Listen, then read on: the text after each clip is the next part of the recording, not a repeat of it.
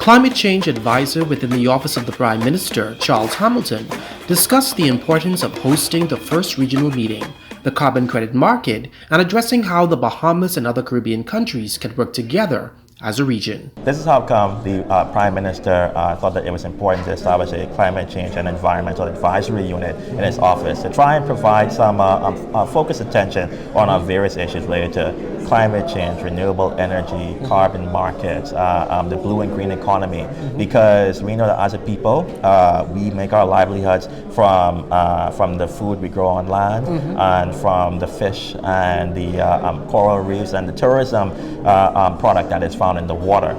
And without us being able to address climate change, we don't really have an economy. And so for us, our goal has been to, one, drive up the awareness of climate change within the country, see how we can galvanize more partners to try and help us both locally, regionally, and internationally in this particular issue, and also for us to ensure that the PM is raising is raising the Bahamas as a key voice within this particular area. We're among the top 10 most vulnerable countries to climate change. And I think that what he's been trying to do is galvanize a combination of young people and persons with experience as well to try and address this issue, because it's an intergenerational issue.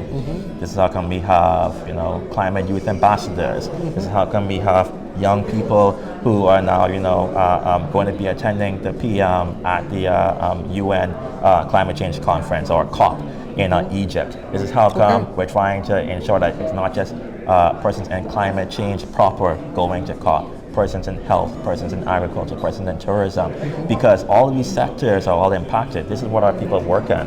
Our persons who work in the hotel sector, we need to find out how can we create a sector that is able to withstand the impacts of climate change. Our persons in our country have been impacted from the health impacts of climate change, whether it's heat stress, whether it is new diseases that are coming about, whether it is the impacts of a storm coming through and persons being injured or losing lives, right? So our health system also needs to be prepared for that. And our agricultural system also needs to be prepared, because we need to figure out how are we going to grow food if there's less rain, if there's greater heat, right? How do we resolve that particular thing? And so I think this is what he's trying to do, and we're trying to see how we can action it in the best way as possible, and continuing to get feedback from the Bahamian people on, are we going the right way? What other areas do we need to focus on to ensure that their lives and livelihoods can be better impacted? The conference, stay tuned to our social media pages.